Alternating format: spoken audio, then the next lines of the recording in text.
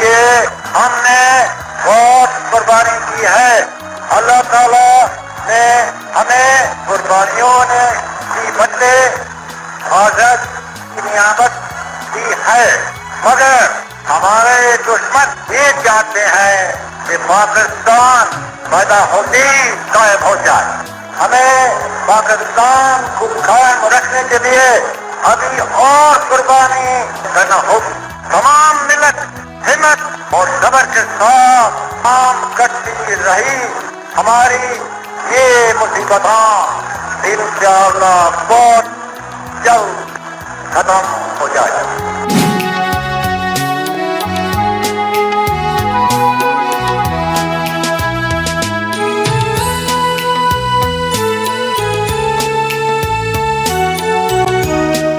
حملہ یہ کیا جاتا ہے کہ علامہ اقبال کا کوئی رول نہیں تھا پاکستان کو بنانے میں.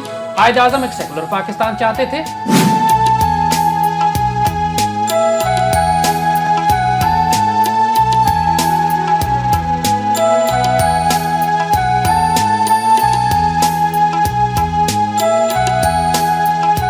پاکستان بنیادی طور پر بنا تھا جہاں پر سب کو ان کے مذہب اور ان کے عقیدے کے مطابق پریکٹس کرنے کی اجازت ہوگی.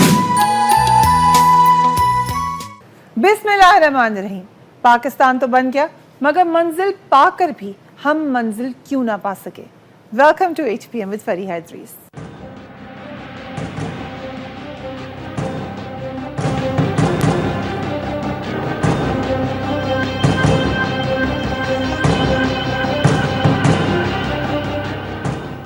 ناظرین، کل ہم اپنے پروگرام میں آپ کو دکھا رہے تھے کہ کس طریقے سے پاکستان بنا. ہم نے آپ کو پاکستان بننے کی کہانی دکھائی، پاکستان کی منزل تک پہنچنے کی کہانی دکھائی. آج ہم بات کریں گے کہ کیوں اس منزل کو پانے کے بعد بھی ہم تشنا ہی رہے. کیا ہوا کہ وہ خواب جو دیکھا گیا تھا اس کی تکمیل کے بارے میں آج بھی سوالات اٹھائے جاتے ہیں. 65 سال گزر گئے مگر کیسی ہماری قوم ہے کہ جس نظریے پہ پاکستان کو بنایا گیا آج ہم اس کو بھی کویسچن کرنے لگتے ہیں. فریڈم آف سپیچ کیا ہے، فریڈم آف تھاٹ کیا ہے؟ کیا ہم نے اتنا انتشار پھیلا دیا ہے کہ ہم خود اپنی بیسکس کو ہی بھول چکے ہیں؟ رمضان شریف کے بابرکت مہینے میں سب سے بابرکت رات میں ہمیں پاکستان کا تحفہ ملا تھا.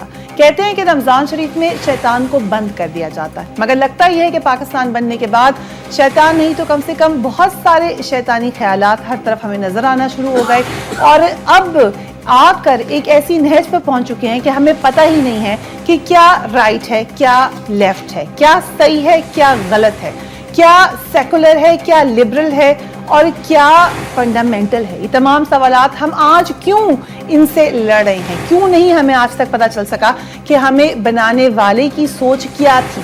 کیا وجہ ہے کہ ہم آج بھی اسی بحث میں الجھے ہوئے ہیں کہ پاکستان بنا کیوں تھا؟ پاکستان بن چکا ہے، پاکستان بنا رہے گا انشاءاللہ، مگر ان فکری انتشار کو پھیلانے والے لوگ کون ہیں اور اس کو صحیح کرنے کا طریقہ کار کیا ہے؟ ہم اس پہ بات کریں گے. ویری وارم ویلکم ٹو زید احمد صاحب. کسی تعارف کو محتاج نہیں ہیں، ڈیفینس اینالسٹ ہیں. ان کا ساتھ ہمیں دیں گی فرزانہ بائی صاحبہ. آپ بھی کسی تعارف کی محتاج نہیں ہیں، سوشل ایکٹیوسٹ بھی ہیں، اس کے علاوہ درس بھی دیتی ہیں. آپ کی درسگاہ سے ایک تعلق ہے، قائد اعظم یونیورسٹی سے. ہمیں جوائن کریں گے doctor Aamir Liaquat from Karachi. Very warm welcome to all of you.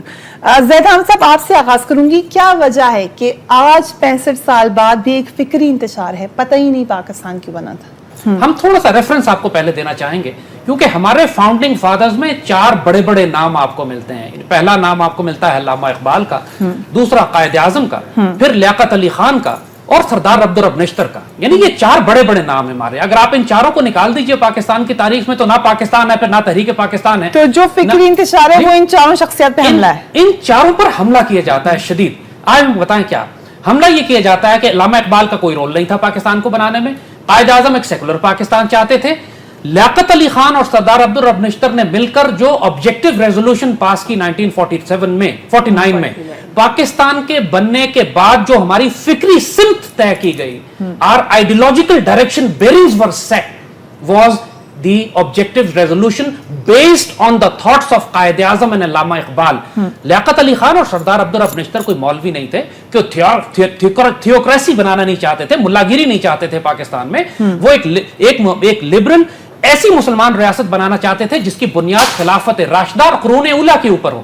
Quaid Azam کے 2 ڈاکٹرز تھے، डॉक्टर कर्नल इलाही बख्श और डॉक्टर अली शाह, जो आखिरी चंद घंटे कायद आजम के, जब ज़ियारत में कायद आजम का इलाज हो रहा था, फिर वहां से उनको कोयटा लाया गया, फिर जहाज में बिठा के उनको कराची लाए, वो एम्बुलेंस खराब हुई, फिर लाकर उनको गवर्नर जनरल हाउस में लेकर आए और वहां पर कायद आजम का इंतकाल हुआ। इन दोनों डॉक्टर्स ने आखिरी कायद आजम के 72 घंटों की तारीख लिखी है, जिसमें कायद आजम ने अपने डॉक्टर से पूरा विजन बयान किया है, पूरा विजडम बयान की है कि मैंने पाकिस्तान क्यों बनाया। कायद आजम के अल्फाज जिसमें वो ये कहते हैं कि मेरा ईमान है कि ये पाकिस्तान फैजान नबवी से बना है। अल्फाज सुनिए आप, मेरा ईमान है कि ये पाकिस्तान फैजान नबवी से बना है और अब पाकिस्तान के मुसलमान, और ये वो खिलाफत है जिसका अल्लाह ने वादा किया था मुसलमानों से। Can you believe Quaid Azam saying these words? Because हमें असल कायद आजम दिखाए ही नहीं गए। लिबरल्स और सेकुलर्स ने सिर्फ वो 11 अगस्त की एक तकरीर के 4 जुमले निकालते हैं और उसके बाद आउट ऑफ कॉन्टेक्स्ट इनको कोट करके कहते हैं कि कायद आजम सेकुलर थे। हालांकि कायद आजम ने सारी जिंदगी एक दफा भी लफ्ज सेकुलर इस्तेमाल नहीं किया पाकिस्तान के लिए, और 2500 मरतबा उन्होंने ये कहा कि Pakistan would be based on pure foundations of Islamic socialism, not any other ism. ये कायद के अल्फाज हैं। मैं फरजाना बाई साहबा को भी स्टेज देती हूँ, लेकिन आपकी आंखों में आंसू देखकर आई एम रियली टच्ड, क्योंकि पता चल रहा है कि आप इसके अंदर रियली बिलीव करते हैं। ये एक नजरिया उसको देखने का तरीका है। मगर कायद आजम सेकुलर थे या नहीं, जो नजरिया है पाकिस्तान का वो सेकुलर नहीं है। अगर हमें सेकुलर स्टेट चाहिए होती तो इंडिया एक सेकुलर स्टेट था। अगर पाकिस्तान बनाया गया तो आज कैसे हम इसको सेकुलर बना रहे हैं? वो मजहब के नाम पे बने। ये पाकिस्तान जो है ये बड़े सगीर में इस्लाम की तहरीक नहीं थी, ये बड़े सगीर में मुसलमानों की तहरीक थी, ठीक है, क्योंकि मुसलमान वहाँ अक़लियत में थे और ये उन इलाकों में ये तहरीक नहीं थी जहाँ मुसलमान मेजॉरिटी में थे। मजहब की तो कोई बात ही नहीं थी। आप खुद सोचे, जमीयत उलमाए हिंद, ओके, जो वहाँ की मजहबी, उस वक़्त के जो मजहबी जमातें थी, उन्होंने तो पाकिस्तान की मुखालफत की थी।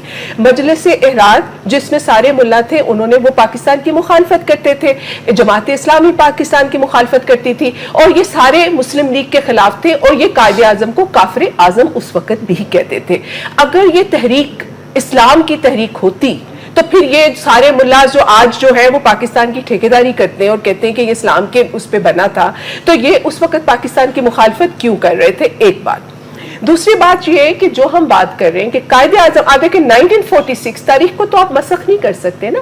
आपका सवाल उन किताबों का सवाल है जो हमारी तारीख को मस्क करके हमारे बच्चों को ये सवाल देते हैं कि ये सवाल उठाया जाए कि जी पाकिस्तान जो है वो इस्लाम के नाम पे बना था। तो किस नाम पे बना था? पाकिस्तान इंडिया में रहने वाले मुसलमान अक़लियत के मसाइल की वजह से बना था। उनको जो इकोनॉमिक इश्यूज थे, जो उनको लगता था, उसकी वजह से बना था। पाकिस्तान बना तो हमसे ज्यादा मुसलमान तो इंडिया में थे, इंडिया में रह गए। लेकिन मुझे ये समझ नहीं आ रही कि मुसलमानों को वहां रह जाने की तावील से हम कैसे साबित कर सकते हैं कि पाकिस्तान नहीं, मैं ये बात नहीं कर रही हूँ, मैं ये बात नहीं कर रही हूँ। अगर मैं ये समझती हूँ कि इस्लाम की बुनियाद के ऊपर अगर हमने ये मुल्क को हासिल किया होता, ठीक है, तो फिर इस्लाम की बुनियाद पे ये मुल्क कभी टूट नहीं पाता, ठीक है। आप देखें कि ऑलरेडी पाकिस्तान जब बना, अगर इस्लाम, देखिए प्रोग्राम का बकिया हिस्सा।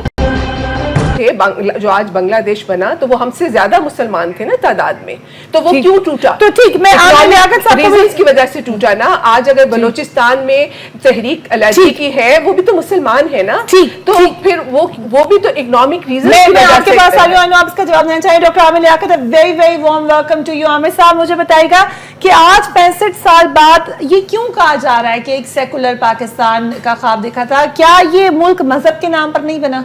जहाँ तक इस बात का ताल्लुक है कि पाकिस्तान को सेकुलर होना चाहिए था, मैं इस नज़रिए से कतन इख्तलाफ करता हूँ। उसकी बुनियादी वजह यह है कि अगर सेकुलर ही होना था तो फिर हम भारत में ही रहते, क्योंकि भारत एक सेकुलर मुल्क है और वहाँ पर बहुत अच्छा था कि यूपी, बंगाल, उत्तर प्रदेश, यानी ज़ाहिर यूपी उत्तर प्रदेश है, जितने वहाँ पर सूबे हैं वहाँ पर मुसलमानों की अक्सरियत भी थी, तो वहीं रहना चाहिए था। असल में यहाँ सेकुलरिज्म या मजहब की बात नहीं थी। पाकिस्तान बना मजहब के लिए भी नहीं था बुनियादी तौर पर।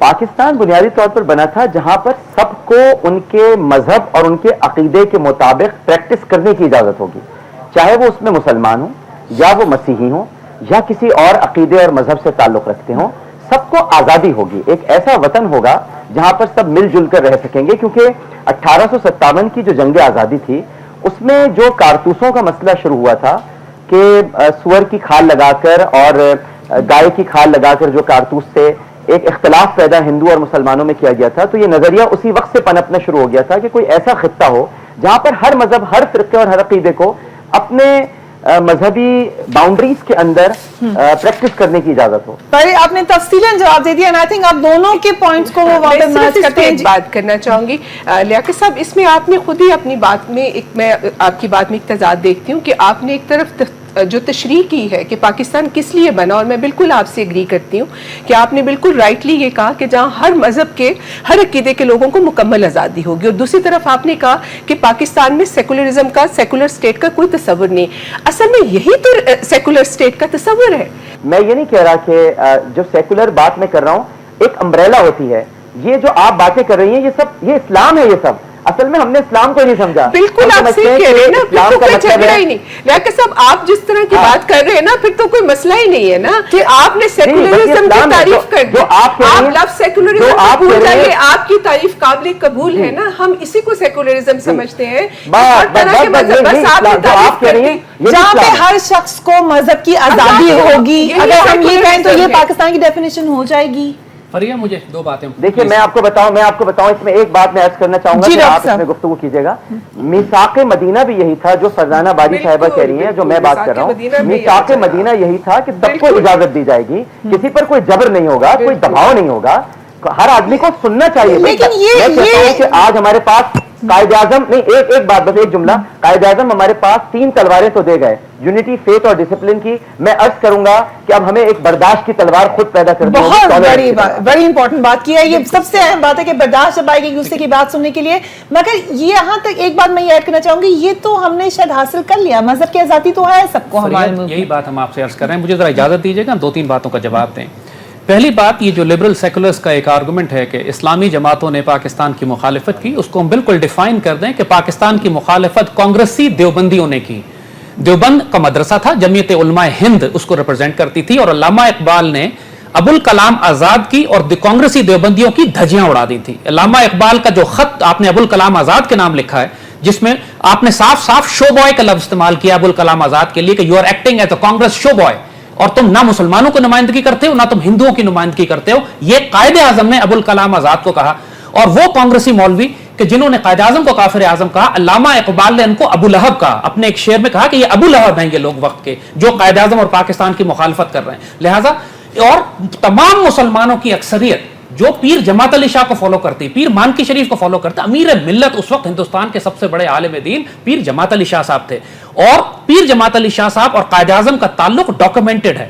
قائد اعظم کو انہوں نے اپنے گولڈ میڈل بھیجا، پیسے بھیجے، کارکن بھیجے، اور فتویٰ جاری کیا کہ مسلم ہے تو مسلم لیگ میں آ، اور جو مسلم لیگ کو ووٹ نہیں دے گا مسلمانوں کے قبرستان میں دفن نہیں کیا جائے گا. اور اگر یہ کانگریسی مولوی جن کی یہ مثالیں دے رہے ہیں کہ جنہوں نے مخالفت کی، یہ آٹے میں نمک جتنے تھے، اگر ان میں دم ہوتا تو روک لیتے پاکستان کا بننا. لیکن ایک مجھے اب ہم نے آپ کے بیچ میں نہیں بولا تھا، لیٹ می اسپیک.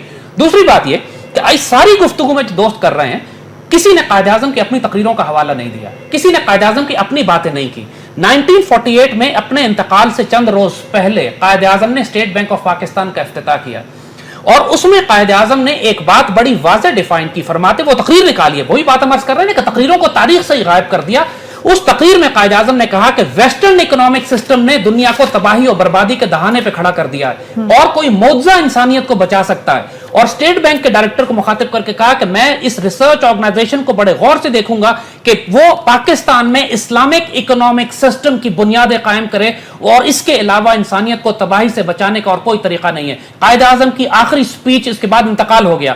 پھر قائد اعظم کے یہ الفاظ کہ ہم انگریزوں کی غلامی سے نکل کر ہندوؤں کی غلامی میں چلے جائیں گے اور اسلام کا نام و نشان مٹ جائے گا. قائد اعظم کے یہ الفاظ ہیں. اور پھر یہ بات، ایک آخری پوائنٹ ہمیں کرنے دے کہ ایک بات بار بار جو لوگ کہہ رہے ہیں کہ India is a secular state, یہ جھوٹ، مکاری، فریب اور دھوکہ بازی کے علاوہ کچھ نہیں ہے. India is a Hindu state, it's a Hindu extremist state. Secular صرف کانسٹیٹیوشن کا اس میں ایک ڈرامہ بنا ہوا ہے. لیکن قائد اعظم نے جب یہ بات کہی کہ ہم انگریزوں کی غلامی سے نکل کر ہندوؤں کی غلامی میں چلے جائیں گے، تو قائد اعظم کو اچھی طرح پتا تھا کہ کانگریس اپنے آپ کو سیکولر کہتی ہے. اس کے باوجود قائد اعظم نے کہا، اس کے باوجود علامہ اقبال اور قائد اعظم کی جو کرسپونڈنس ہے، آپ اس کو تو نکال کر سامنے تو ریزنز تھے، ان کا ایکسپیرینس تھا قائد اعظم کا، جو ان کے خیالات ٹائم کے ساتھ بدلے. وہ اور 50 لاکھ مسلمان جو شہید ہوئے وہ سیکولر ہندوؤں نے نہیں شہید کیے تھے، 50 लाख मुसलमान, और आज भी जो गुजरात हुआ है, आज भी जो कश्मीर हो रहा है, ये सेकुलर हिंदू नहीं कर रहे हैं। हिंदू तो सेकुलर कॉन्स्टिट्यूशन है, झूठ बोलते हैं ये सेकुलर लिबरल जब कहते हैं कि इंडिया सेकुलर है। फंडामेंटलिस्ट तो हर जगह है फरजाना भाई साहबा, क्या हम रह सकते थे वहां पर? वेस्ट जो अपने आप को कहते हैं कि हम ट्रूली सेकुलर स्टेट है, वो भी नहीं है। मतलब कहने का मकसद ये कि यहाँ तो ये तो कोई बात ही नहीं कि हमने अपना मुकाबला इंडिया से तो नहीं करना है। इंडिया में भी ह्यूमन राइट्स वायलेशन हर तरह की होती है, वो हमारे लिए कोई आइडियल स्टेट नहीं है, ठीक है। हम तो अपनी बात करते हैं। मैं तो ये जो आप कह रहे हैं कि ये कायदे आजम की फर्स्ट कॉन्स्टिट्यूएंट असेंबली की तकरीर है, अगर आप इजाजत दें तो ये 4 लाइनें कुछ भी नहीं है नहीं इनके, क्योंकि वो उसको बेचारे out of context पेश करते हैं हमेशा। अभी मुझे बात करनी ये वही तकरीर है जो बीबीसी ने बड़ी कोशिश की थी निकलवाने की पाकिस्तान की टेलीविजन से, और वो आज तक मिल नहीं सकी ये तकरीर। नहीं पता इन्होंने ये भी हुआ कि कायदे आजम को शुरू से ही इनकी तकरीरों से वो लफ्ज गायब किए गए। ये जिनकी मिसालें दे रहे हैं ना, जो ही उनकी वफात हुई है तो ये करारदाद मकासद, ये तो लियाकत अली खान ही थे जो इन मौलवियों को वहां से लेके आए। जमीयत उलमाए हिंद के जो मौलवी थे जिनकी ये बात कर रहे हैं कि वो तो देवबंदी थे और कांग्रेसी थे, उनको लियाकत अली खान लेकर आए। इसको कोट करें, लेकिन मेरा सवाल है कि ये आज तक इसका रिकॉर्ड नहीं मिल सका। हम आज भी रिसर्च करते हैं, ये मिलता नहीं है हमारे पास है, उसका तो रिकॉर्ड है, लेकिन इसके अंदर मजीद जो कायदे आजम ने एक रियासत और मजहब की जो अलहदगी की बातें की है उनको गायब कर दिया गया उनकी तकरीरों से। और वो भी कह रहे हैं गायब कर दिया गया, आप भी कह रहे हैं गायब कर दिया गया। बात ये है, देखिए आज हम एक जिंदा कौम है ना, हमें माजी में तो सिर्फ नहीं रहना है। आज पाकिस्तान के लोगों को फैसला करना है कि हमें किस किस्म की रियासत चाहिए। देखिए कभी किसी रियासत का भी मजहब कॉन्स्टिट्यूशन में लिखा गया इस्लामी जमहूरियत पाकिस्तान, हम आज क्यों बहस में उलझ रहे हैं? एक चीज लिखी जा चुकी है, हम उसको बदलेंगे क्या? इसको मैं समझती हूँ कि जो कॉन्स्टिट्यूशन ऑफ पाकिस्तान है उसको बिल्कुल बदलने की जरूरत है। वो कोई कुरान का हरफ नहीं है।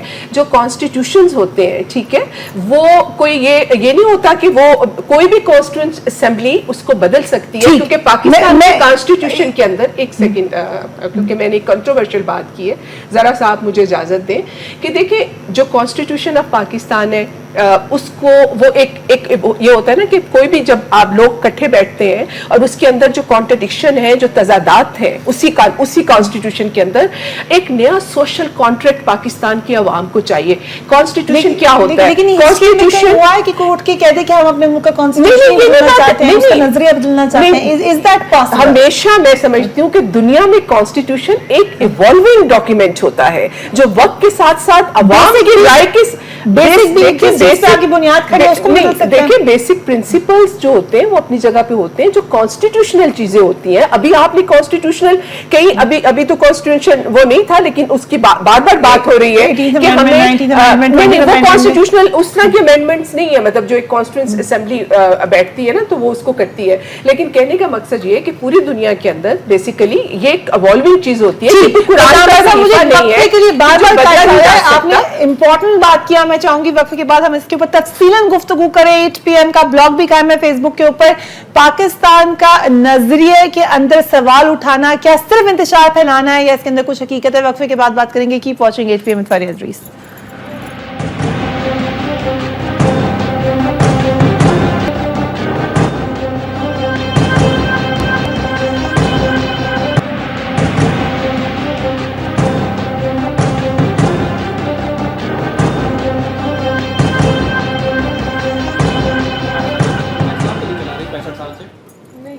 Welcome back. हम बात कर रहे हैं कि आज इतने साल के बावजूद क्या हम पाकिस्तान के ख्वाब को पा सके। आमिर लियाकत साहब, इंतहाई थोड़ी सी डेंजरस ग्राउंड पे हम अभी जा रहे हैं, लेकिन मैं ज्यादा चाहूंगी हम उस तरफ जाएंगे। गलतियां हुई, मगर दोबारा मैं आपसे सवाल ही करूंगी कि फिक्री इंतशार और आइडियोलॉजिकल बेसिक्स में क्या फर्क है? ये जो बहस हो रही है कि पाकिस्तान का कोई नजरिया नहीं था या बगैर नजरिए के बन गया, ये सब फजूल बातें हैं। ये पूरी तहरीक पाकिस्तान में मौजूद हैं कि किस तरह से खुतबा इलाहाबाद था, 1940 की करारदाद थी, कैसे जिद्दोजहद की गई है, कायदे आज़म को बाकायदा बशारतें हुई हैं, इससे कोई इनकार नहीं कर सकता। कायदे आज़म तो नाराज होकर चले गए थे, उनको बशारत हुई है, वो वापस तशरीफ लाए हैं। अब क्या हम अपने बिलीफ को भी क्या अपने नजरियात के साथ साथ क्या अपने बिलीफ, अपने ईमान, अपने फेथ पर भी क्या खंजर चला दें? तो ये सारी बातें पाकिस्तान का बनना, फिर आप तारीखें देखिए 27 रमज़ान मुबारक और उसमें पाकिस्तान का आपको मिलना, अल्लाह सुब्हानहू व तआला ने आज तक इसे कायम रखा हुआ है। हालांकि हम जो कुछ कर रहे हैं इस मुल्क के साथ جو ہماری حرکتیں ہیں، سیکولرز جو ہیں وہ یا لبرلز جو ہیں وہ مذہبی لوگوں کو برا کہہ رہے ہیں، مذہبی لوگ جو ہیں وہ لبرلز کو برا کہہ رہے ہیں. یہ تو نہیں بننا تھا پاکستان، اس لیے تو نہیں تھا. لیفٹ اور رائٹ تو ہر جگہ ہوتے ہیں، کہاں پر یہ نظریات نہیں ہوتے؟ ان کو تو بہت اچھے پازیٹیولی لینا چاہیے. ہیلدی ڈیبیٹ ہے یہ، لیفٹ بھی ہوتا ہے رائٹ بھی ہوتا ہے. ہم جب سلام پھیرتے ہیں تو میرے خیال سے ہم لیفٹ کی طرف بھی السلام علیکم ورحمۃ اللہ کہتے ہیں اور رائٹ کی طرف بھی السلام علیکم ورحمۃ اللہ کہتے ہیں. تو ہمیں تو دین نے سکھایا کہ دونوں طرف سلام کیا جائے، دونوں طرف سلامتی کی بات کی جائے. لیکن ہمیں جھگڑا نہیں کرنا چاہیے. ہمیں یہ نہیں کہنا چاہیے کہ جی یہ جملہ بھی غلط ہے کہ وہ مولوی ایسے آ گئے تھے، اور یہ جملہ بھی غلط ہے کہ لبرل جھوٹے ہیں. یہ دونوں باتیں غلط ہیں. آپ کو بیچ کی کوئی راستہ نکالنا ہوگا. پاکستان سب کے لیے ہے. نہ آپ یہاں سے لبرلز کو باہر اٹھا کر پھینک سکتے ہیں، نہ یہاں سے مذہبی لوگوں کو باہر نکالا جا سکتا ہے. یہ بنیادی ضرورتیں ہیں، یہ بنیادی نظریات ہیں. مل بیٹھ کر میں ڈاکٹر صاحبہ فرزانہ باری صاحبہ، زید حامد صاحب دونوں میرے لیے بہت قابل احترام ہیں، اور میں ڈاکٹر صاحبہ کی اس بات کا میں انڈوز کرتا ہوں کہ ایک نیا عمرانی معاہدہ آپ کو بنانا ہوگا.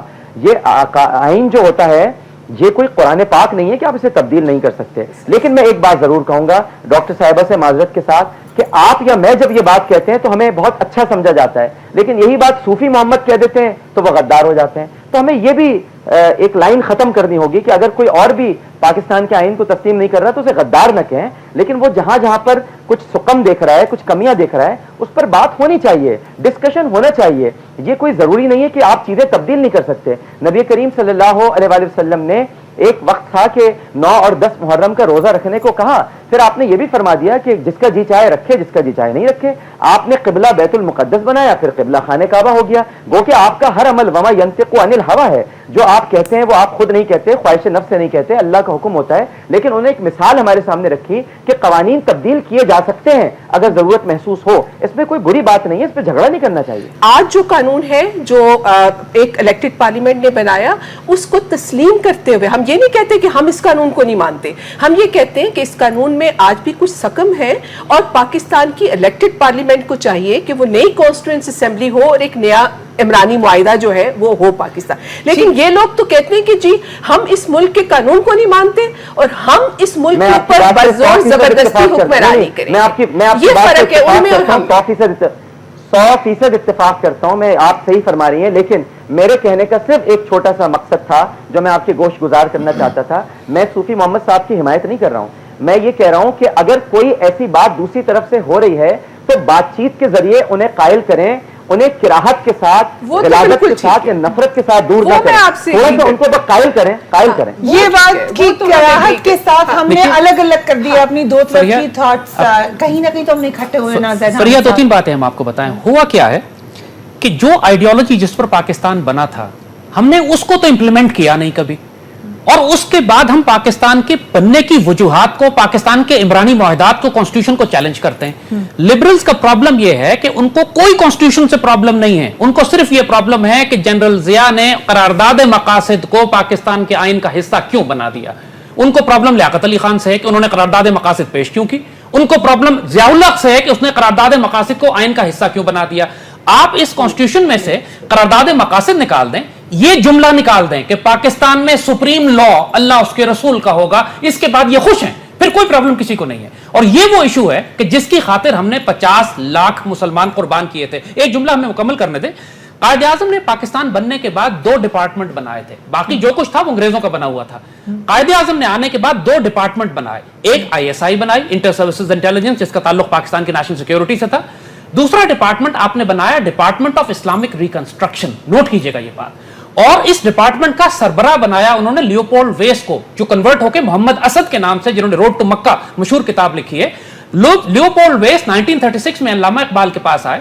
اقبال نے ان سے کہا محمد اسد سے کہ آپ یہاں ٹھہر جائیے، ایک ریاست بننے جا رہی ہے، اس کی تعمیر میں آپ نے کام کرنا ہے. پاکستان بننے کے بعد جو پہلا ڈپارٹمنٹ قائد اعظم نے قیام کیا ڈپارٹمنٹ آف اسلامک ریکنسٹرکشن، اس کے باقاعدہ پالیسی پیپرز لکھے گئے، پاکستان کا ویژن دیا گیا، کس قسم کی اسلامک اسٹیٹ ہم بنانا چاہتے ہیں، کتنی وہ لبرل ہوگی، کتنی تھیوکریٹک ہوگی، क्या डिफिनेशन है लिबरलिज्म की, सेकुलरिज्म की, मुलायत की? हम किस किस्म का पाकिस्तान चाहते हैं जो कुरून उला में हमारे बुजुर्गों ने कायम किया था, जो पूरी दुनिया के लिए मिसाल था, जहां कोई मुलायत नहीं थी। स्पेन के अंदर आज भी अगर दुनिया को तहजीब और सिविलाइजेशन मिली है तो अंदलुसिया से मिली है, जहां पर यहूदी भी रहते थे, ईसाई भी रहते थे, और एक यहूदी और ईसाई को कभी इस वजह से कत्ल नहीं किया गया कि तुम यहूदी और ईसाई हो। तो मोहम्मद असद ने बाकायदा रेडियो पाकिस्तान से लेक्चर्स डिलीवर किए, वो पूरी सीरीज ऑफ लेक्चर्स थे। मोहम्मद असद को उस वक्त की साजिश करके जिन लोगों ने लियाकत अली खान को शहीद करवाया, उन्हीं लोगों ने मोहम्मद असद को पोस्ट करवा दिया यूनाइटेड नेशंस में, और डिपार्टमेंट ऑफ इस्लामिक रिकंस्ट्रक्शन को आग लगा दी गई। तमाम पॉलिसी पेपर्स, वो तकरीरें जो मोहम्मद असद ने की थी, कायद आजम के हुक्म पे, इकबाल के हुक्म पर उनको जला दिया गया। अब वो पेपर दोबारा रिकवर हुए हैं, और उन पेपर्स को अगर आप पढ़िए, उन पेपर्स को जहां पे पूरे पाकिस्तान का विजन डिफाइन किया गया, और उन डिपार्टमेंट ऑफ इस्लामिक रिकंस्ट्रक्शन के पेपर्स पर बेस करके करारदाद मकासद लियाकत अली खान ने और सरदार अब्दुल रब निश्तर ने पेश की थी। अब मुझे बताएं कि ये लिबरल्स किस तरह चैलेंज कर सकते हैं उस आइडियोलॉजिकल विजन को जो इकबाल, मोहम्मद असद, कायद आजम, लियाकत अली खान, अब्दुल रब निश्तर ने दिया। अगर आप इनको निकाल दें, चीजों के बाद बहस तो हो सकती है, उनके बाद बात हम बहस से इनकार नहीं कर रहे, लेकिन एक फंडामेंटल पे बहस नहीं होगी। ठीक है आमिर लियाकत साहब, मैं आपके पास गई डॉक्टर साहब। आमिर लियाकत साहब, अगर हम फंडामेंटल्स को क्यों नहीं, मैं चाहती हूं मैं पाकिस्तान के लिए काम करूं, मैं जैसे हजारों लोग हैं जो चाहते हैं कि हम करें, लेकिन अगर आप बेसिक्स के ऊपर ही कंफ्यूजन फैला देंगे तो क्या करेगी आपकी नई नस्ल? देखिए जी, ये नज़रिया ही बहुत ख़तरनाक है कि फंडामेंटल्स पर बहस नहीं हो सकती। ये दीन के खिलाफ नज़रिया है। फंडामेंटल्स पर ही बहस की जाती है और यहीं से सबसे ज़्यादा दोस्ती होती है। जब तक आप फंडामेंटल्स पर बहस नहीं करेंगे, कायल करें ना। अगर आप फंडामेंटल्स के मामले में बहुत मजबूत हैं, मुझसे तो कर ले कोई भी फंडामेंटल पर बहस। मैं तो इस तरह सख्ती से बात नहीं करूंगा, बहस नहीं हो सकती। अरे क्यों नहीं हो सकती? मेरे फंडामेंटल्स इतने अच्छे, इतने प्यारे हैं कि मैं कायल कर लूंगा किसी को। मुझे कायल करना चाहिए, लेकिन अगर मैं पहले से ही ये This time check is brought to you by लासानी का असल दूध स्याह प्लस मिलेठी। उस पे नहीं हो सकती, ये नहीं हो सकता, वो नहीं हो सकता, ऐसे तो फिर आप किसी को भी साथ लेके नहीं चलेंगे। और फिर या मुझे अपना मुल्क बचाना है, और मुल्क नफरतों से नहीं बचते हैं, मुल्क मोहब्बतों से बचते हैं, मुल्क एक दूसरे से बातचीत से बचते हैं। मजाकरात करने होंगे, गुफ्तगू करनी होगी, डायलॉग करने होंगे। जो वैक्यूम क्रिएट हो गया है उसको खत्म करना होगा, पाटना होगा और बात करनी होगी। हमारे नबी सल्लल्लाहु अलैहि वसल्लम, जिनका मैं गुलाम हूं, मेरे आका और मौला, उन्होंने सिवाय बातचीत के हमें और कोई दर्स नहीं दिया है। उन्होंने अपने दुश्मनों से बात की है, उन्होंने सबको माफ किया है। ला तसरीबा अलैकुमुल यौम, फतेह मक्का में उन्होंने कहा आज किसी से कोई मुआखजा नहीं है। हकीम इब्ने हिजाम के घर में भी जो पना ले उसे भी माफी, अबू सुफियान के घर में जो पना ले उसे भी माफी, यहां तक कि कोई अपना घर अगर बंद करके बैठ जाए उसे भी माफी। बातचीत के जरिए, गुफ्तगू के जरिए फंडामेंटल्स पर इसरार किया लोगों ने आके। बदवियों ने आपसे बहस की है, मुबाहिसा किया है, आप मुस्कुराते रहे। लोगों ने माजल्ला मस्जिद नबवी में जाकर पेशाब कर दिया, आपने मारा नहीं किसी को, आपने पकड़ा नहीं, आपने उनको समझाया कि ऐसे नहीं किया जाता है। तो फंडामेंटल्स पर जब तक बात नहीं होगी, आप कायल करें, आप प्यार से कायल कर लें। आपको अपने फंडामेंटल्स पर इतना यकीन होना चाहिए, अपने नजरियात पर, अपनी बुनियाद पर, और इतने जबरदस्त आप वकील होने चाहिए अपने बुनियाद पर कि कोई आपसे कायल ना हो सके, बल्कि आपसे कायल हो जाए, आपको कायल ना कर सके। तो काम तो ये होना चाहिए, काम तो ये होना चाहिए। आप ऐड करना चाहें तो? कि सबसे पहली बात है कि जो करारदाद मकासद है, इसको कानून का हिस्सा बनाया एक मिलिट्री डिक्टेटर ने। वो हमारे लेकिन मेरे लिए ये इतनी बड़ी बात जो हमने इसको इतना बड़ा मसला बनाया हुआ है। रियासत, हम सिर्फ ये जो लिबरल और उसको की जो मैं समझती हूँ जो डिवाइड है, क्या है, हम सिर्फ ये कहते हैं कि जो रियासत का कोई मजहब नहीं होता, मजहब लोगों का होता है। किसी भी खत्ते में, किसी भी एक टेरिटरी में रहने वाले लोगों का मजहब होता है, और रियासत का काम ये होता है कि उस खत्ते में रहने वाले तमाम लोग जिस भी मजहब से ताल्लुक है उनको पूरी आज़ादी दे। अगर रियासत का अपना मजहब होगा, मतलब it does not make any sense, तो वो किस तरह से लोगों के साथ इंसाफ करेगी? That is number one. इसमें और इतना बड़ा झगड़ा क्या है, हम क्या चाहते हैं? लेकिन मैं आपको बताऊं, हर रियासत का मसला क्या है? मसला ये, हमें क्या मसला है? हमें ये इतना बड़ा मसला नहीं है कि आपने इस्लामिक रिपब्लिक ऑफ पाकिस्तान कह दिया है, या आपने उसको पाकिस्तान रिपब्लिक था वो उसका वो उसका क्या जो भी इसका नाम था, हमें इससे इतनी गर्ज नहीं है। हमें गर्ज ये है कि जिस तरह से इस्लाम के नाम को फिर इस्तेमाल किया गया है, और उसकी बुनियाद पे पाकिस्तान को एक नेशन सिक्योरिटी स्टेट बना दिया गया है, इस हवाले से कि जी शुरू से ये है कि इस्लाम को खतरा है। इस्लाम को किससे खतरा है? इस्लाम को इंडिया से खतरा है। इंडिया हिंदू है, पाकिस्तान मुसलमान है। कि जैसे आपने फरमाया कि रियासत का कोई मजहब नहीं होता, मजहब इंसानों का होता है, تو میں یہی سمجھانا چاہوں گا کہ انسانوں کے بغیر ریاست بھی نہیں ہوتی ہے، تو وہ انسانوں کی وجہ سے ہی ریاست کہلاتی ہے. تو اگر ریاست انسانوں کی وجہ سے اگر کوئی مذہب اختیار کرتی ہے تو پھر کوئی بری بات نہیں ہے. ہاں اٹ سیلف ریاست کا یقیناً کوئی مذہب نہیں ہوتا، لیکن اگر انسان اس ریاست کو بنا رہے ہیں تو ان کا مذہب اگر ہے تو اس پر کوئی اعتراض نہیں. پھر عامر صاحب اگر آپ کہتے ہیں کہ پھر وہاں کے رہنے والے لوگوں کا مذہب ریاست کا ہو تو پھر میں سمجھتی ہوں کہ ریاست کا کچھ حصہ ہندو بھی ہونا چاہیے، کچھ کرسچن بھی ہونا چاہیے، کچھ بدھسٹ بھی ہونا لیکن چاہیے. ایسا کہیں ہوتا نہیں نا، ہر جگہ ایک پرائمری ریلیجن ہے. آپ کسی بھی ریاست کو اٹھا لیں، آپ یو ایس کی ریاست کو اٹھا لیں، آپ یو کے کو اٹھا لیں، آپ کہیں بھی اٹھا لیں، ایک پرائمری ریلیجن ہر جگہ پر ہے. دنیا میں صرف 2 ریاستیں ہیں جو مذہب کے نام پر بنی، جو مذہب کے نام پر بنی، اسرائیل اور پاکستان، یہ 2 ریاستیں. کی کوئی ریاست آپ ہر ریاست کا ایک پرائمری ریلیجن ہے. آپ کیسے کہہ سکتے ہیں؟ اتنا بتا دیجیے. نہیں جی ڈاکٹر صاحب، ایک جواب دے دیں مجھے، بس صرف ایک میں سننا چاہتا ہوں. مجھے صرف اتنا بتا دیجیے کہ اگر ریاست کا کوئی مذہب نہیں ہوتا تو امریکہ کا صدر بائبل پر ہاتھ رکھ کر حلف کیوں اٹھاتا ہے؟ یہ بات نہیں ہے. چلیں ہم اس آرگومنٹ میں نہیں اکثر پڑھتے. یہ ایک مجھے نہیں لگتا کہ یہ کوئی بڑا امپورٹنٹ جو ہم اس وقت بات کر رہے ہیں. There are other issues. ٹھیک ہے، میں آپ کے پاس آتی ہوں. سر صاحب بات ہی تھی کہ ہر ریاست ہر ایک جگہ پہ ایک پرائمری ریلیجن ہوتا ہے، لیکن لیٹس موو آن فرام دیر. ہم لوگ اکٹھے مل کر بیٹھیں گے، بات کریں گے تو بات آگے چلے گی، پھر ہم ترقی کی طرف چلیں گے. لیاقت علی خان نے جو قرارداد مقاصد پیش کی ہے اس میں لکھا ہوا ہے، یہ بات کلیئر لکھا ہوا ہے کہ انسان اللہ کے نمائندے اور خلیفہ کی حیثیت سے دنیا میں قوانین نافذ کرے گا. مرضی کسی ڈکٹیٹر کی، کسی ڈیموکریٹ کی، کسی پارلیمنٹ کی نہیں چلے گی. پارلیمنٹ سوورن نہیں ہے، سوورن اللہ اس کے رسول کا حکم ہے. پارلیمنٹ ان حدود کے اندر قانون سازی کرے گی. ٹھیک، میرا سوال یہ ڈاکٹر عامر لیاقت کہ جو بھی ہمارے بیسکس ہیں، جو بھی ہمارے فنڈامنٹلز ہیں، ہم بحث نہیں کرتے ان کے اوپر کہ وہ کیا صحیح تھا کیا غلط تھا، جو ہے ان ایسنس بہت اچھے ہیں، مگر اس کے باوجود آج کیوں ہم پاکستان کو تنزلی کا شکار دیکھتے ہیں؟ اس کے باوجود ہم کیوں دیکھتے ہیں کہ ان کے اوپر امپلیمنٹ نہیں کر سکتے، ہم ان پہ عمل نہیں کر سکتے؟ دیکھیے پہلی بات تو یہ ہے کہ میں بہت ادب کے ساتھ یہ گزارش کروں گا کہ نبی کریم صلی اللہ علیہ وآلہ وسلم کا تذکرہ اس طرح نہ کیا جائے بار بار کہ ان کا دور تھا تو ظاہر ہے کہ حکم اللہ اس کے رسول کا چلے گا. محمد بھی کوئی اور نہیں ہے دوسرا صلی اللہ علیہ وآلہ وسلم. ان جیسا انصاف پسند بھی کوئی اور نہیں ہے. اگر انہوں نے ایک قانون متعارف کرایا تو انہوں نے یہ بھی فرمایا اگر میری بیٹی فاطمہ بھی چوری کرتی تو میں اس کے ہاتھ بھی کاٹ دیتا. لہٰذا اگر ان کا قانون چل رہا ہے تو اسے اتنا محدود نہ کیا جائے کہ وہ اسلامی قانون تھا جو چل رہا ہے. وہ رحمت للعالمین کا قانون تھا، اور رحمت للعالمین اب کوئی نہیں ہے. لا نبی یا بعدی، ان کے بعد نہ کوئی نبی ہے اور نہ کوئی آ سکتا ہے. لہٰذا اب ہمیں بہرحال فنڈامنٹلز پر بات کرنی ہوگی. اب ہمارے درمیان ایسے نہ حضرت عمر جیسی ہستیاں ہیں، نہ حضرت ابو بکر جیسے لوگ ہیں، نہ حضرت عثمان جیسے رقیق القلب انسان ہیں، نہ علی المرتضیٰ جیسے امام المتقین ہیں. ہمارے پاس ایسا کوئی نہیں ہے. اب ہمیں اپنے فنڈامنٹلز پر گفتگو کر کے انہی لوگوں کے درمیان سے کچھ اچھے لوگ لانے ہوں گے، اور وہ اسی وقت آئیں گے فریحہ جب فنڈامنٹلز پر بات ہوگی، جب گفتگو ہوگی. اور اس طرح کا رویہ جب تک ختم نہیں ہوگا کہ بات نہیں ہو سکتی، بات نہیں کر سکتے، گفتگو نہیں ہوگی. اور علامہ اقبال نے اگر فرمایا کہ خاص ہے ترکیب میں قوم رسول ہاشمی یا اپنی ملت پر قیاس اقوام مغرب سے نہ کر، تو انہوں نے یہ آپ کو سجیشن دی ہے، آپ کو سمجھانے کی کوشش کی ہے کہ آپ کی بہت اچھی روایات ہیں، آپ کی بہت اچھی تاریخ ہے، لیکن اس کا مطلب یہ نہیں ہے کہ آپ حکمت مومن کی گمشدہ شے جہاں سے ملے حاصل کر لو. انہوں نے یہ سمجھایا کہ آپ اپنے ربط کے ساتھ قائم رہیں، آپ اپنے ربط کو نہ توڑیں، لیکن اس کا مطلب یہ بھی نہیں ہے کہ آپ بات چیت نہ کریں، آپ گفتگو نہ کریں. ہمارے فاروق اعظم رضی اللہ تعالی عنہ کے نام پر آج بھی اسرائیل میں مسجد ہے جس کا نام مسجد عمر ہے. اس مسجد کو انہوں نے ختم نہیں کیا کیونکہ حضرت عمر کا آج بھی ان کے دل میں احترام اس لیے ہے کہ آپ نے بیت المقدس کی کنجیاں جا کر جو ہے وہ اسرائیلیوں کے سپرد کر دی تھیں، یہودیوں کو دے دی تھیں، اور کہا تھا یہ آپ کا ہے، آپ کا حق اس پر بنتا ہے. تو ہمیں فاروق اعظم جیسی اپنے اندر صلاحیتیں لے کر آنی چاہیے، یا ان جیسا ہمیں اپنے اندر ایک طریقہ کار پیدا کرنا چاہیے. ہم فاروق اعظم نہیں بن سکتے، لیکن میں بار بار عرض کر رہا ہوں زاہد حامد جیسے لوگ ہمارے بہت قابل احترام لوگ ہیں. ان جیسے لوگوں کو آگے بڑھنا چاہیے. ڈاکٹر فرزانہ باری صاحبہ کو آگے آنا چاہیے.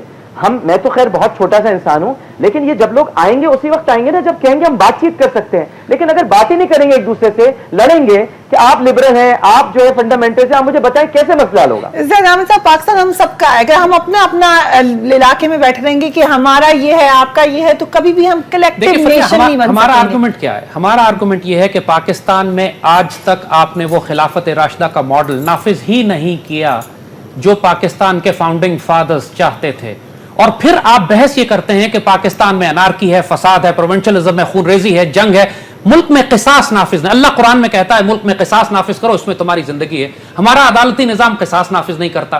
اللہ اس کے رسول فرماتے ہیں کہ سود اور ربا کے نظام سے ہماری جنگ ہے. ہمارا پورا اکنامک سسٹم سود اور ربا پہ چل رہا ہے. اس کے بعد آپ کہتے ہیں اکنامک کرائسس ہے. اکنامک کرائسس نہ ہو تو اور کیا ہو. آپ ایک مرتبہ, ہمارا آرگومنٹ یہی ہے, we have had enough of this nonsense from مشرق اینڈ مغرب, capitalism and communism. Now is the time. اس وقت 50 لاکھ مسلمان شہید کر کے 65 سال ہم گم بیٹھے رہے, قافلہ گم گیا ہمارا. اب وقت ہے کہ ہم خلافت راشدہ کا وہ ماڈل پاکستان میں نافذ کریں, وہ سود اور ربا کا نظام ختم کریں, وہ جوڈیشل سسٹم ختم کریں جو 1860 میں انگریز بنا کر گیا تھا. پاکستان میں سوشل جسٹس وہ بنائیں جس کی بنیاد عمر بن عبدالعزیز رضی اللہ تعالیٰ عنہ نے. ایگری نہیں کریں گی, لیکن میں اسی کہی تھی کہ میں تھوڑی سی بات اس پہ کرنا چاہوں گی. دیکھیں, خلافت راشدہ کا قانون تو کسی ملک میں نہیں ہے نا ابھی. فار ایگزامپل کسی مسلمان ممالک میں نہیں ہے. میں صرف ابھی بات کرنے لگی ہوں, چاہے ترکی ہے, ملیشیا ہے, پاکستان میں ریاست کسی ملک میں نہیں تھی. وہ کہہ رہے ہیں کہ ہم نے ویژن میں کچھ اور بنایا تھا. Let me talk what I am saying. جب ہم یہ دیکھتے ہیں کہ باقی مسلمان ممالک جو ہیں, there is something else which is wrong in this country نا. اگر ہم باقی مسلمان ممالک کے دیکھیں جہاں خلافت راشدہ نہیں ہے, کہ وہاں لوگ بڑی اچھی زندگی گزار رہے ہیں. عراق میں اچھی زندگی گزار رہے ہیں, لیبیا میں گزار رہے ہیں, سیریا میں گزار رہے ہیں. کس مسلمان ملک میں اچھی زندگی گزار رہے ہیں؟ ایوری مسلم ملک being divided and invaded by these liberal secular western democracies. دیکھیں, جو ملیشیا, انڈونیشیا, ٹرکی کی بات کریں, جو مڈل ایسٹرن کنٹریز ہیں جہاں جمہوریت نہیں ہے, وہاں پہ لوگوں کے حالات ذرا فرق ہے. اس ملک کے اندر کیسے یہ فیصلہ ہوگا, کیسا بھی ٹھیک ہے ان کا قانون, ان کا آ جائے جو یہ کہہ رہے ہیں خلافت راشدہ کا قانون, شوق سے لائیں. جمہوریت کے ذریعے آئے گا نا. آپ الیکشن میں جائیں, لوگ اگر آپ کو ووٹ دیتے ہیں تو سو بسم اللہ, آپ آ کے لے کر آنے کے لیے سسٹم دیکھیں نا. اور تو کوئی طریقہ نہیں ہے نا. آپ ہمیں ڈس انفرانچائز تو نہیں کر سکتے. 180 ملین پاپولیشن ہے نا, آپ ان کو حق دیں. آپ کی ہر جماعت کا اپنا ایک نظریہ ہے, لوگ اس کو ووٹ کریں گے. اگر لوگ آپ کو ووٹ دیتے ہیں اور آپ آ کے خلافت راشدہ کا قانون نافذ کر دیں اور اس سے سماجی انصاف دے دیں, تو ڈاکٹر عامر لیاقت آپ کا کیا اس معاملے میں اوپینین ہے؟ کیا خلافت راشدہ کا سسٹم آنا چاہیے؟ ہم خلافت راشدہ کا نظام نہیں لا سکتے. خلافت راشدہ کا مطلب ہے حضرت ابو بکر صدیق, حضرت عمر فاروق, حضرت عثمان غنی, حضرت علی رضوان اللہ تعالی علیہم اجمعین. ذہن میں بٹھا لیجئے, یہ چاروں ہستیاں اب دوبارہ نہیں آ سکتی ہیں. ان جیسا کوئی پیدا نہیں ہو سکتا. لیکن انہوں نے جو ہمیں نظام دیا ہے, اسی نظام کی بات فرزانہ باری صاحبہ کر رہی ہیں اور اسی نظام کی بات زید حامد صاحب بھی کر رہے ہیں. دونوں ایک ہی پیج پر ہیں لیکن سمجھ نہیں پا رہے ہیں. پیج ایک ہی ہے دونوں کا. دونوں انصاف کی بات کر رہے ہیں, دونوں جمہوریت کی بات کر رہے ہیں, دونوں سود اور یہ سارے جو نظام کی بات ابھی زید حامد صاحب بہت پیارے انداز میں بیان کر رہے تھے کہ ظاہر اکنامک سسٹم اس وقت تک ہمارا سروائیو بھی نہیں کر سکتا اور ترقی بھی نہیں پا سکتا جب تک ہم سود سے نہ نکلیں. اسی طرح کی بات فرزانہ باری صاحبہ کر رہی ہیں کہ ہمیں انڈیا کو بھی سیکولر وہ نہیں مانتی. وہ کہہ رہی ہیں وہاں کس بات کا سیکولر ہے. یعنی دونوں ایک بات کر رہے ہیں. لیکن اگر ہم اٹک جائیں خلافت, دیکھیے خلافت کے لیے پھر امت بھی ویسی ہونی چاہیے کہ خلیفہ جن کا عمر ہو, تو پھر امت بھی ویسی ہو کہ جو خلیفہ کی بات مان رہی ہو. ابھی آپ اپنی امت دیکھیں, اپنے لوگ دیکھیں, اپنے عوام کو دیکھیے کہ وہ کس طرف جا رہے ہیں. وہ ان کو آپ کو سب سے پہلے تو قوم بنانی ہوگی نا آپ کو, پھر کہیں جا کے خلافت کی بات ہوگی. یہاں تعلیم نہیں ہے, یہاں پر لوگوں کے پاس کھانے کو روٹی نہیں ہے, یہاں لوڈ شیڈنگ ہو رہی ہے, یہاں پر لوگ ٹارگٹ کلنگ سے مر رہے ہیں, روزانہ بوری بند لاشیں ملتی ہیں, بچیاں اغوا ہو رہی ہیں, 5-5 سال کی بچیوں کی عزتیں لوٹی جا رہی ہیں. کوئی مذاق ہو رہا ہے اس ملک کے اندر اور ہم کہہ رہے ہیں خلافت راشدہ. ارے بابا پہلے یہاں پر لوگوں کو تمیز سکھائیں. جنگلی اجٹ وحشی ہو گئے, ان کو پہلے اخلاقیات کے دائرے میں لانا ہوگا, اس کے بعد کہیں جا کر قوانین نافذ ہوتے ہیں. ہمیں اپنی قوم کو ٹھیک کرنا پڑے گا. حامد صاحب ایک ایگزامپل میں دیتی ہوں, ابھی اولمپکس کے ریزلٹس آئے ہیں, بالکل پیچھے پاکستان ہے. ہم آگے کیسے چلیں گے اگر ہم آپس میں لڑتے رہیں گے؟ ایک بات تو اچھی طرح سمجھ لیجئے کہ جو پاکستان میں ایگزسٹنگ سسٹم نافذ ہے یہ پاکستان کو تقسیم کر دے گا, تباہ و برباد کر دے گا. یہ نہیں چل سکتا. ون تھنگ از ڈیسائیڈڈ, ہمیں شریعت سے باہر دیکھنے کی ضرورت نہیں ہے کہ پہلے کوئی اور نظام ٹھیک کرے گا پھر ہم شریعت نافذ کریں گے. اس قسم کی نانسنس کو ہمیں ختم کر دینا چاہیے. ٹھیک, لیکن ہم آگے کیسے چلیں گے؟ یہ جب آپ کے اندر یہ بات ہی نہیں ہو, جب آپ کے اندر یہ, جب آپ کیسے کسی سے بات کریں گے؟ زید حامد صاحب,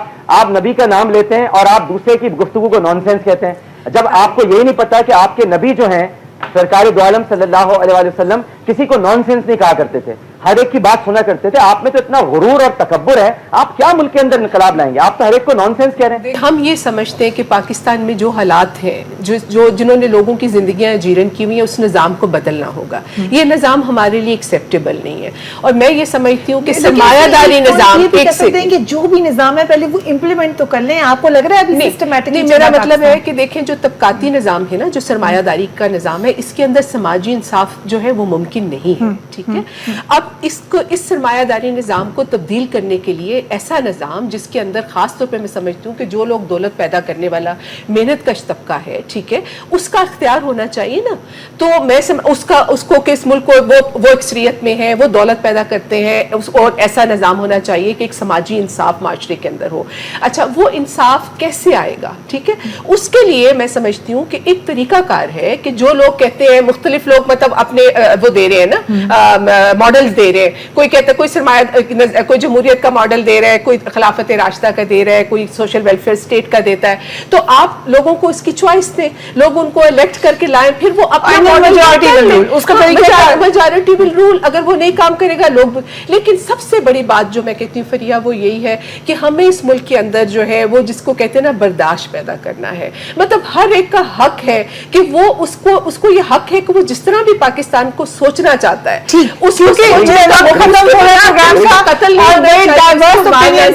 मगर मुझे पता आप सब पाकिस्तान से मोहब्बत करते हैं। डॉक्टर साहब, आप सबसे तीनों से मेरी ये है कि छोटा सा मुख्तसर प्रोग्राम जो आप आज 14 अगस्त के हवाले से, आज 15 अगस्त हो गया, उसके हवाले से देना चाहें। मैंने तो पहले भी ये मैसेज दिया था और फरजाना बारी साहिबा ने उसे एंडोर्स किया है। मैं फिर मैसेज यही दूंगा कि हमारे पास यूनिटी, फेथ, डिसिप्लिन, तीनों तलवारें कायद आज़म ने दी हैं। हमें बर्दाश्त की तलवार अपने हाथ में चौथी लेनी होगी। खास तौर पे हमने जो खित्ते जमीन पाकिस्तान हासिल किया था, इसकी डेस्टिनी है खिलाफत Rashida. Secularism, communism, liberalism, capitalism अब दुनिया में फेल हो चुके हैं, और मुसलमान रियासत पाकिस्तान, अब पाकिस्तानी यूथ रिकग्नाइज कर चुके हैं कि कितना झूठ उनसे 65 साल बोला गया कि कायद आज़म सेकुलर थे और सेकुलर रियासत चाहते थे। अब एक नया रिवाइवल है, नई अवेकनिंग है, नया पाकिस्तान इंशाल्लाह बन के रहेगा। एंड फरजाना बारी साहब, जब तक पाकिस्तान का मेहनत कश मजलूम तबकात जो है वो रियासत के ऊपर अपनी अमलदारी कायम नहीं करेंगे और रियासत की शक्ल को बदल के इसको एक फलाही रियासत, जो ये एक नेशन सिक्योरिटी स्टेट है, इसको बदल के हम फलाही रियासत नहीं बनाएंगे, हम लोगों की किस्मत यहाँ नहीं बदल सकती है। ठीक, thank you so much doctor साहिबा, जाहिद हामिद साहब एंड आमिर लियाकत साहब, बहुत बहुत शुक्रिया मेरे प्रोग्राम में आने का। मुख्तलिफ ख्यालात हो सकते हैं आपके पाकिस्तान के बारे में, सेकुलर ख्यालात हो सकते हैं, कुछ उससे बिल्कुल अपोजिट डायरेक्शन के ख्यालात हो सकते हैं, मगर कुछ वैल्यूज ऐसी होती हैं जो आप किसी भी तबकाती फिक्र से ताल्लुक रखते हो वो वही रहती है। मसलन ऑनेस्टी की, करप्शन ना करने की, सच बोलने की, दौलत काम ना करने की, किसी को चीट ना करने की। आप इन वैल्यूज पे अमल करें तो यकीन करें आपका मुल्क तरक्की कर जाएगा। अपने घर वालों का ख्याल रखिएगा। पाकिस्तान जिंदाबाद। अल्लाह हाफिज।